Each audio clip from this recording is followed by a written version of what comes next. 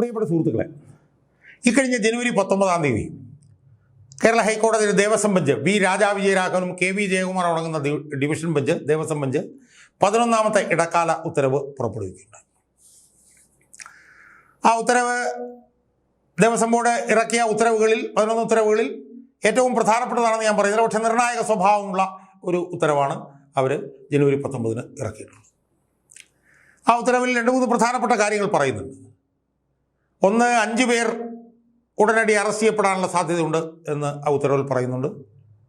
അതുപോലെ തന്നെ ഉത്തരവിൽ വിക്രം സാരാഭായ് സ്പേസ് സെന്ററിൽ നടത്തിയ രാസപരിശോധന ഫലവുമായി ബന്ധപ്പെട്ടുകൊണ്ട് നിർണായകമായിട്ടുള്ള വിവരങ്ങൾ ആ ഉത്തരവിലുണ്ട്. 3, ആ ഉത്തരവിൽ ഈ അന്വേഷണത്തിൻ്റെ വ്യാപ്തി വർദ്ധിപ്പിക്കേണ്ടതിൻ്റെ സാധ്യതയെക്കുറിച്ചിട്ട് ആ ഉത്തരവിൽ പറയുന്നുണ്ട്.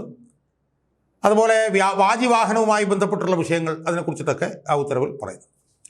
സുഹൃത്തുക്കളെ, ഞാൻ ആ ഉത്തരവിൽ പറഞ്ഞ വിഷയങ്ങൾ വിശദമായി എൻ്റെ പ്രേക്ഷകരുടെ മുന്നിൽ അവതരിപ്പിക്കാനല്ല ഈ വീഡിയോയിലൂടെ ശ്രമിക്കാൻ പോകും. അത് ഞാൻ വേറൊരു വീഡിയോയിലൂടെ തുടർന്ന് ശ്രമിക്കുന്നതായി.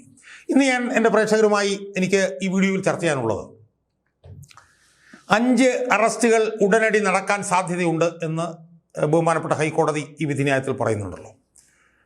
5 അറസ്റ്റുകൾ ആരുടേതൊക്കെ ആവാനാണ് സാധ്യത എന്നുള്ള ഒരു നിരീക്ഷണം നടത്താനാണ് ഞാൻ ഈ വീഡിയോയിലൂടെ ശ്രമിക്കുന്നത്. സുഹൃത്തുക്കളെ, ഈ വിധിന്യായത്തിൻ്റെ 4ാം പാരഗ്രാഫിൽ ബഹുമാനപ്പെട്ട കോടതി പറയുന്നത് 3700/2025 എന്ന് പറഞ്ഞിട്ടുള്ള ഒരു FIR ഉണ്ട്. അത് പ്രകാരമാണ് ഒന്നാമത്തെ. അത് ഈ ദ്വാരപാലക ശില്പവുമായി ബന്ധപ്പെട്ടിട്ടുള്ളത്. ആ FIR-മായി ബന്ധപ്പെട്ടുകൊണ്ട്, ആ കുറ്റവുമായി ബന്ധപ്പെട്ടുകൊണ്ട് 16 പ്രതികളുള്ളതിൽ 11 പേരെ അറസ്റ്റ് ചെയ്തു എന്ന് കോടതി പറയുന്നു. അതുപോലെ തന്നെ 3701/2025 എന്ന് പറയുന്ന കട്ടളപ്പാളിയുമായി ബന്ധപ്പെട്ടുള്ള ക്രൈമുണ്ട്. അതിൽ 13 പ്രതികളുണ്ട്. അതിൽ 11 പേരെ അറസ്റ്റ് ചെയ്തു എന്ന് കോടതി പറയുന്നു. അതിൽ ആദ്യത്തെ കേസിൽ കോടതി പറയുന്നത്, കോടതി ഇങ്ങനെയാണ് പറയുന്നത്: it has been further submitted, അതായത് SIT കൊടുത്ത റിപ്പോർട്ടിനെ കുറിച്ചാണ്. It has been further submitted that the possible involvement of 3 additional persons is under active scrutiny based on a careful assessment of witness statements, documentary materials and other corroborative evidences collected thus far. അതായത് 3700/2001 എന്ന് പറഞ്ഞ FIR-ന്റെ ഭാഗമായി, കുറ്റത്തിൻ്റെ ഭാഗമായി അധികമായി 3 പേരെ കൂടി arrest ചെയ്യുന്ന കാര്യം പരിഗണനയിലാണ്. അതെന്തിൻ്റെ അടിസ്ഥാനത്തിലാണ്? മൊഴികൾ പരിശോധിച്ചതിൽ നിന്നും രേഖകൾ പരിശോധിച്ചതിൽ നിന്നും ഇതുവരെ സമാഹരിച്ചിട്ടുള്ള കൊറോബറേറ്റീവ് എവിഡൻസ്, ബന്ധപ്പെട്ട എവിഡൻസുകളൊക്കെ ബന്ധപ്പെട്ട് പരിശോധിക്കുമ്പോൾ 3700/2001 3 അറസ്റ്റുകൾ ഉടനടി നടക്കാൻ സാധ്യതയുണ്ട്. ഇനി 3701/2025 2 അറസ്റ്റുകൾ നടത്തുന്ന സാധ്യത കൂടി ഉണ്ട്. ഇതാണ് കോടതി പറയുന്നത്. അപ്പോൾ 5 അറസ്റ്റുകൾ എപ്പോൾ വേണമെങ്കിലും ഇനി നടക്കാം. നമുക്കറിയാം, ഏതാണ്ട് 22 അറസ്റ്റുകൾ ഇതുവരെ നടന്നതായിട്ടാണ് കോടതി ഈ വിധിന്യായത്തിൽ പറയുന്നത്. 22 അറസ്റ്റ് നമുക്കറിയാമല്ലോ. ആദ്യം ഉണ്ണികൃഷ്ണൻ പോറ്റി അറസ്റ്റ് ചെയ്തു, പിന്നെ മുരാരി ബാബു, ബൈജു, അങ്ങനെ പേരെ അറസ്റ്റ് ചെയ്തു. പിന്നെ N വാസുവിനെ അറസ്റ്റ് ചെയ്തു, പത്മകുമാറിനെ അറസ്റ്റ് ചെയ്തു, KP ശങ്കരദാസിനെ അറസ്റ്റ് ചെയ്തു, വിജയകുമാറിനെ അറസ്റ്റ് ചെയ്തു, തന്ത്രി കണ്ഠരര് രാജീവരെ അറസ്റ്റ് ചെയ്തു. അങ്ങനെ ഏതാണ്ട് 22ഓളം പേരെ അറസ്റ്റ് ചെയ്തിട്ടുണ്ട്. ആദ്യത്തെ കേസിലെ 13 പ്രതികളിൽ 11 പേരെ അറസ്റ്റ് ചെയ്തു. അപ്പോൾ ഇനി ആദ്യത്തെ കേസിൽ 2 പേരെയും കൂടെ അറസ്റ്റ് ചെയ്യാനുണ്ട്. ആദ്യത്തെ കേസിൽ 16-ൽ 11, ഇനി 5 പേരെ അറസ്റ്റ് ചെയ്യാനുണ്ട്. രണ്ടാമത്തെ കേസിൽ 13-ൽ 11, ഇനി 2 പേരെ അറസ്റ്റ് ചെയ്യാനുണ്ട്. അപ്പോൾ ഇതാണ് 22 പേരെ അറസ്റ്റ് ചെയ്തു. അവരാരൊക്കെയാണെന്നുള്ളത് നമ്മൾ കണ്ടു. അവരാർക്കും ഇതുവരെ ജാമ്യം കിട്ടിയിട്ടില്ല. ഉണ്ണികൃഷ്ണൻ പോറ്റിയുമായി ബന്ധപ്പെട്ടുകൊണ്ട് ഒരു കേസിൽ ജാമ്യം കിട്ടാനുള്ള സാധ്യതയുണ്ട്. പക്ഷേ മറ്റ് കേസുള്ളതുകൊണ്ട് പുറത്തു വരാനുള്ള സാധ്യതയില്ല. വേറെ ഒരാൾക്കും കീഴ്ക്കോടതി മുതൽ സുപ്രീം കോടതി വരെ പോയിട്ടും ജാമ്യം കിട്ടിയിട്ടില്ല എന്നുള്ളത് നമുക്കറിയാം. ഇപ്പോൾ ഏറ്റവും അവസാനം N വാസുവിന് വീണ്ടും 14 ദിവസം കൂടെ റിമാൻഡ് ചെയ്യാൻ വേണ്ടിയിട്ട് തീരുമാനമായിട്ടുണ്ട്. പത്മകുമാറിന് 2 തവണ ജാമ്യം നിഷേധിക്കപ്പെട്ടു. മൂന്നാമത് ജാമ്യാപേക്ഷ ഹൈക്കോടതിയിൽ നിൽക്കുകയാണ്. അവിടെയും ജാമ്യം കിട്ടും എന്നാരും പ്രതീക്ഷിക്കുന്നില്ല. KP ശങ്കരദാസിന് ജാമ്യം കിട്ടിയില്ല. അദ്ദേഹം സുപ്രീം കോടതി പോയിട്ടും ജാമ്യം കിട്ടിയില്ല. അപ്പം പ്രതികൾക്കാർക്കും ഇതുവരെ കീഴ്ക്കോടതി മുതൽ സുപ്രീം കോടതി വരെയുള്ളവർ ജാമ്യം കൊടുത്തിട്ടില്ല. പത്മകുമാർ ഏതാണ്ട് 2 മാസക്കാലമായി ജയിലാണ്. പത്മകുമാറിൻ്റെ വാസവും അതൊക്കെ നമുക്ക് അറിയാം. ആ പശ്ചാത്തലത്തിലാണ് ഉടനടി 5 അറസ്റ്റുകൾ നടക്കാനുള്ള സാധ്യതയുണ്ട് എന്ന് ബഹുമാനപ്പെട്ട ഹൈക്കോടതിയുടെ ദേവസ്വം ബെഞ്ച് നമ്മളോട് പറഞ്ഞിരിക്കുന്നത്. പ്രത്യേക അന്വേഷണ സംഘം കൊടുത്തിട്ടുള്ള റിപ്പോർട്ടിൻ്റെ അടിസ്ഥാനത്തിലാണ്. ആ 5 അറസ്റ്റുകളും ചെയ്യാൻ പോകുന്നത് എന്തിൻ്റെ അടിസ്ഥാനത്തിലാണ് എന്നുള്ളതും പറഞ്ഞിട്ടുണ്ട്. കൊറോബറേറ്റീവ് എവിഡൻസുകൾ, ഡോക്യുമെൻ്ററി മെറ്റീരിയൽസുകൾ, വിറ്റ്നസിൻ്റെ സ്റ്റേറ്റ്മെൻറ്റുകൾ, ഇതിൻ്റെയൊക്കെ അടിസ്ഥാനത്തിലാണ് ഈ 5 അറസ്റ്റുകൾ നടക്കാൻ പോകുന്നത് എന്നാണ് SIT കോടതിയോട് പറഞ്ഞിട്ടുള്ളത്. കോടതി വിധിന്യായത്തിൽ വ്യക്തമാക്കിയിട്ടുള്ളൂ.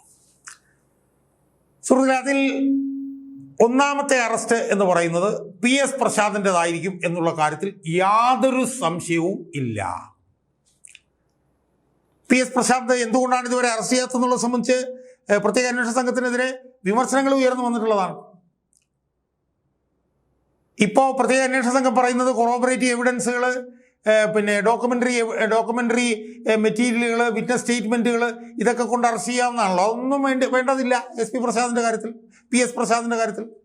കാരണം PS പ്രശാന്തിൻ്റെ കാര്യത്തിൽ നടന്ന കൃത്യമായിട്ടുള്ള ക്രമക്കേടുകൾ എന്താണെന്നുള്ളത് ബഹുമാനപ്പെട്ട ദേവസ്വം ബോർഡിൻ്റെ ദേവസ്വം ബെഞ്ച് നവംബർ 5 ഇറക്കിയ വിധിന്യായത്തിൽ തന്നെ വളരെ കൃത്യമായി ഏതാണ്ട് 2-2.5 പേജിൽ പറയുന്നുണ്ട്.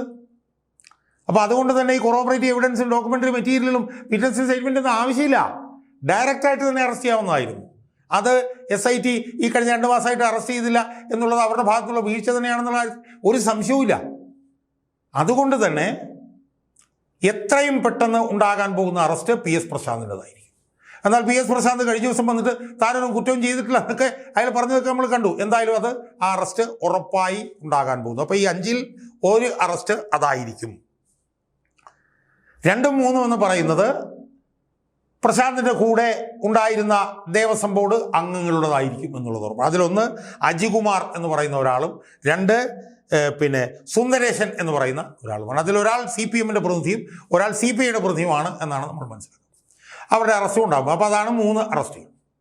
അപ്പോൾ ഈ ദേവസ്വം ബോർഡ് അംഗങ്ങളുടെ അറസ്റ്റ് ഉണ്ടാകുമെന്ന് പറയാൻ കാരണം വെച്ചാൽ PS പ്രശാന്ത് ഉൾപ്പെട്ടിട്ടുള്ള കേസിൽ ഈ അംഗങ്ങൾക്കും ക്രിമിനൽ കൾപ്പബിലിറ്റി ഉണ്ടാവുമല്ലോ. ക്രമക്കേട് കാണിക്കാൻ PS പ്രശാന്ത് എടുത്തിട്ടുള്ള തീരുമാനങ്ങളിലെല്ലാം ഇവർക്കും പങ്കാളിത്തം ഉണ്ടാവുമല്ലോ. അതുകൊണ്ടാണ് 2-3 അറസ്റ്റുകൾ ഈ അജികുമാറിൻ്റെ അറസ്റ്റും സുന്ദരേശൻ്റെ അറസ്റ്റും ആയിരിക്കും എന്ന് നമ്മൾ പറയാം. ഇത് തന്നെയാണ് പത്മകുമാറിൻ്റെ കാര്യത്തിൽ ഉണ്ടായത്. പത്മകുമാർ എടുത്ത തീരുമാനത്തിൻ്റെ ഭാഗമായിരുന്നു KP ശങ്കരദാസും വിജയകുമാറും.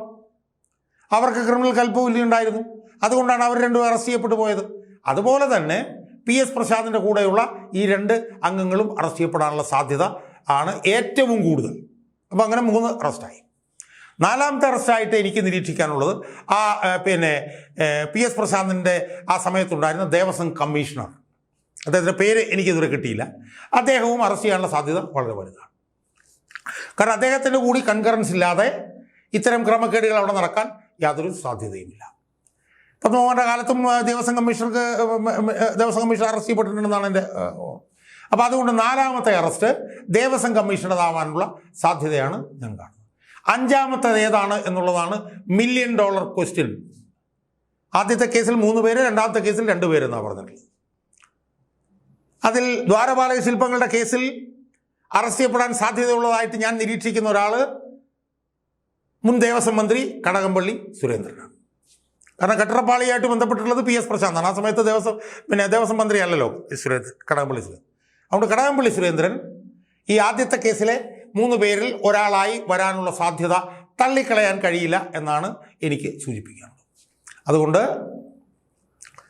അടുത്ത മണിക്കൂറുകളിലോ അല്ലെങ്കിൽ അടുത്ത ദിവസങ്ങളിലോ അറസ്റ്റ് ചെയ്യപ്പെടാനുള്ള സാധ്യതയുള്ള 5 പേരെന്ന് പറയുന്നത് 1 PS പ്രശാന്ത്, 2 അദ്ദേഹത്തിൻ്റെ കൂടെയുള്ള ദേവസ്വം ബോർഡ് അംഗമായിട്ടുള്ള അജികുമാർ, 3 സുന്ദരേശൻ, 4 ദേവസ്വം PS പ്രശാന്തിൻ്റെ കാലത്ത് ഉള്ള ദേവസ്വം കമ്മീഷണർ, 5 കടകംപള്ളി സുരേന്ദ്രൻ. ഈ 5 പേരാണ് അറസ്റ്റ് ചെയ്യപ്പെടാൻ പോകുന്നത് എന്നാണ് എൻ്റെ ഒരു നിരീക്ഷണം.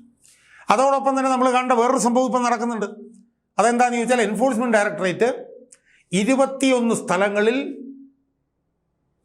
സൈമൾട്ടേനിയസ് ആയിട്ട് റെയ്ഡ് നടത്തിക്കൊണ്ടിരിക്കുകയാണ്.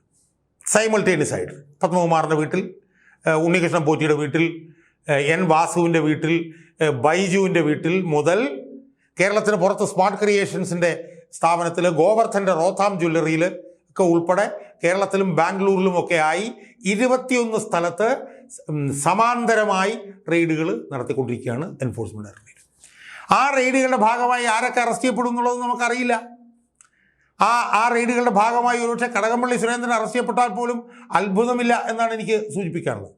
അപ്പോൾ അതുകൊണ്ട് ആ റെയ്ഡിൻ്റെ ഭാഗമായി ആര് അറസ്റ്റ് ചെയ്യപ്പെടും എന്നുള്ളത് സംബന്ധിച്ചിട്ടുള്ള നിരീക്ഷണം ഞാൻ ആകസ്മികമായിട്ടുള്ള നടത്തിയതാണ്. എന്തായാലും SIT ഹൈക്കോടതിയിൽ കൊടുത്തിരിക്കുന്ന റിപ്പോർട്ടിൻ്റെ അടിസ്ഥാനത്തിൽ നടക്കാൻ പോകുന്ന 5 അറസ്റ്റുകൾ എന്ന് പറയുന്നത് PS പ്രശാന്ത്, അജികുമാർ, സുന്ദരേശൻ, അന്നത്തെ ദേവസ്വം കമ്മീഷണർ, 5-മനായി കടകംപള്ളി സുരേന്ദ്രൻ. ഈ 5 അറസ്റ്റുകളാണ് ഈ SITയുടെ ഭാഗമായി നടക്കാൻ സാധ്യതയുള്ളത് എന്നുള്ള ഒരു നിരീക്ഷണമാണ് എനിക്ക് എൻ്റെ പ്രേക്ഷകരുടെ മുന്നിൽ സമർപ്പിക്കാനുള്ളത്.